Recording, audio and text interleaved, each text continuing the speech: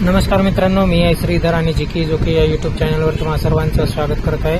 मित्रांनो, आजच्या व्हिडिओमध्ये आपण पाहणार आहोत की ITI ॲडमिशन 2025 हा फॉर्म कशा प्रकारे भरायचा आहे। ॲडमिशनसाठीचा जो 2025चा फॉर्म आहे 10वी पास विद्यार्थ्यांसाठी, हे ITIचं ॲडमिशन आपण कशा प्रकारे फॉर्म भरू शकतो याची A to Z माहिती आपण आजच्या व्हिडिओमध्ये पाहणार आहोत।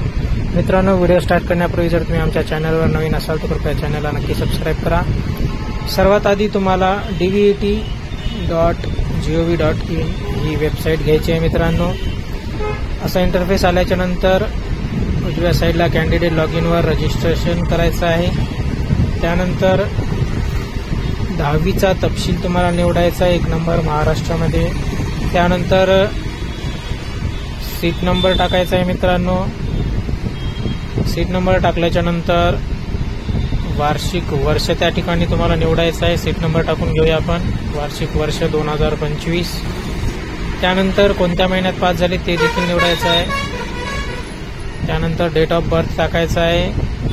आणि मित्रांनो, त्यानंतर खालची थोडीशी वैयक्तिक माहिती देखील तुम्हाला त्या ठिकाणी टाकायची आहे, ती म्हणजे फर्स्ट नेम तुमचं टाकून घ्यायचं आहे त्या ठिकाणी। त्यानंतर लास्ट नेम देखील टाकून घ्यायचं आहे। मित्रांनो, फर्स्ट नेम टाकून घेऊया आपण, त्यानंतर तुमचा लास्ट नेम टाकून द्यायचा आहे।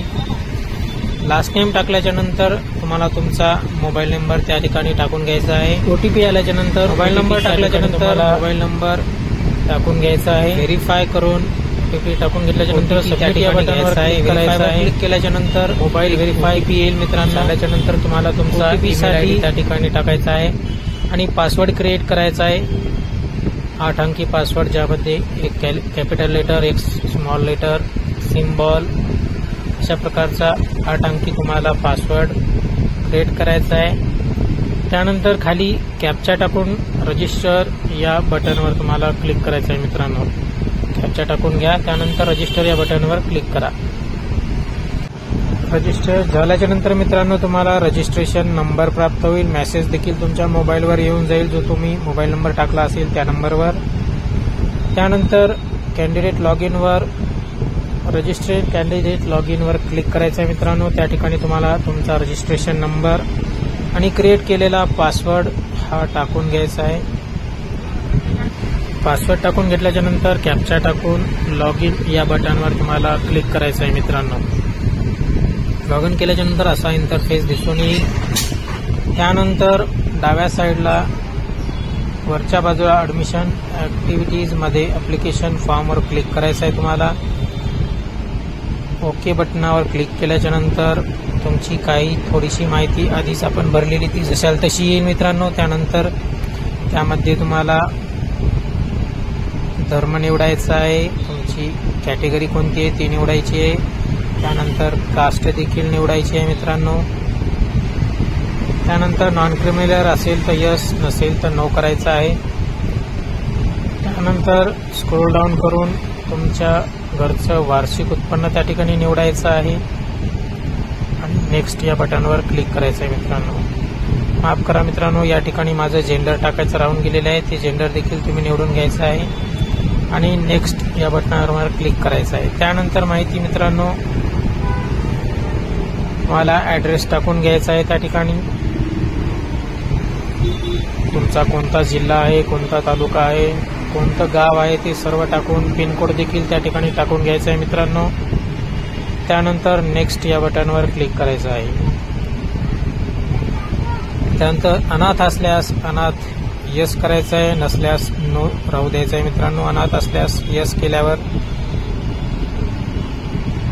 बाकीची सर्व माहिती देखील तुम्हाला भरून घ्यायची आहे, जी विचारली आहे ते। नसेल तर नो करून नेक्स्ट खाली घेऊन टाकायचं आहे। मित्रांनो, त्या ठिकाणी वडिलाचं नाव घ्यायचं आहे तुम्हाला। वडिलाची आणि आईची माहिती सारखीच तुम्हाला भरायची आहे। या ठिकाणी वडिलाचं नाव, उजव्या बाजूला आईचं नाव घ्यायचं आहे।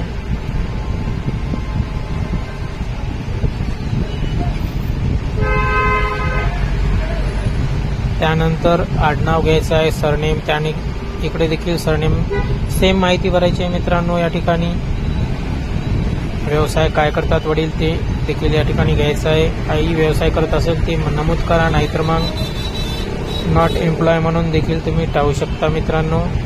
त्यानंतर जिल्हा, तालुका हे देखील तुम्हाला निवडून घ्यायचं आहे आणि वार्षिक उत्पन्न किती आहे ते टाकायचं आहे. आईचं नसेल तर नो इन्कम म्हणून टाकून घ्यायचं आहे मित्रांनो.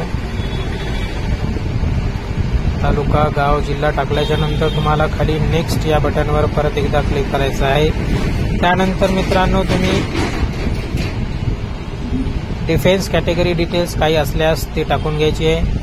यस करून, नसेल तर स्किप करून पुढे जायचं आहे मित्रांनो. डिसॅबिलिटी काही असेल तुमची तर ते देखील टाकून घ्यायची असेल, नसेल तर नो करून माहिती स्किप करायची आहे मित्रांनो.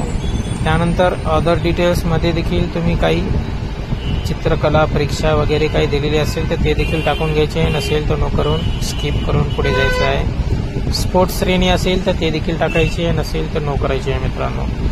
त्यानंतर स्क्रोल डाऊन करून नेक्स्ट या बटनवर क्लिक करायचं आहे.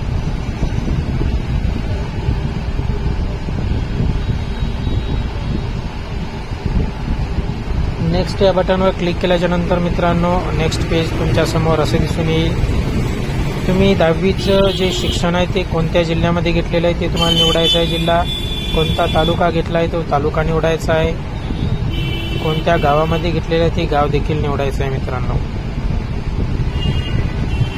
तुम्ही पास आहात का नाही हे देखील त्या ठिकाणी नमूद करायचे आहे. सर्व 3-4 पॉईंट देखील तुम्हाला वाचून त्या ठिकाणी नमूद करायचे आहेत मित्रांनो.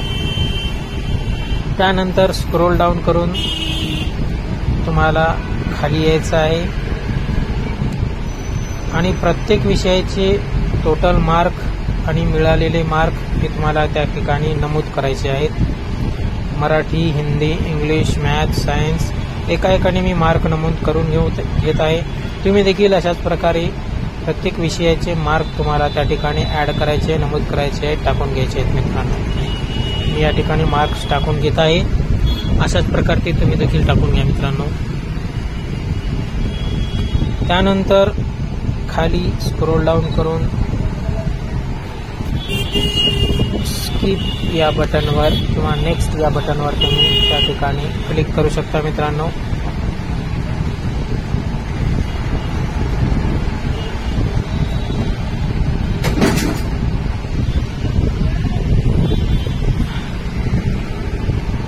त्यानंतर नेक्स्ट या बटनवर क्लिक करून मित्रांनो तुम्हाला पुढे जायचं आहे. नेक्स्ट या बटनवर क्लिक केल्याच्या नंतर तुम्हाला यापूर्वी संस्थेत ॲडमिशन घेतलं होतं का, असल्यास कोणत्या संस्थेत, कोणत्या साली आणि कोणता ट्रेड घेतलं होतं ही माहिती टाकायची आहे तुम्हाला. नसेल तर मित्रांनो नो करून परत एकदा नेक्स्ट या बटनवर तुम्हाला क्लिक करायचं आहे. त्यानंतर तुमचा होम डिस्ट्रिक्ट तुम्हाला निवडायचा आहे. निवडल्याच्या नंतर खाली जिल्हा, तालुका आणि इन्स्टिट्यूट देखील त्या ठिकाणी निवडायचं आहे मित्रांनो. ते निवडल्याच्या नंतर तुम्हाला खाली स्किप करायचं आहे, खाली स्क्रोल डाऊन करायचं आहे. टर्म्स अँड कंडिशन ॲक्सेप्ट करून मेक पेमेंट या बटनवर तुम्हाला क्लिक करायचं आहे मित्रांनो. क्लिक केल्याच्या नंतर तुम्हाला पेमेंट मोड त्या ठिकाणी दिसून येईल. UPI पेमेंट सगळ्यात सोपी आहे मित्रांनो. त्या ठिकाणी UPI आयडी तुम्ही टाकून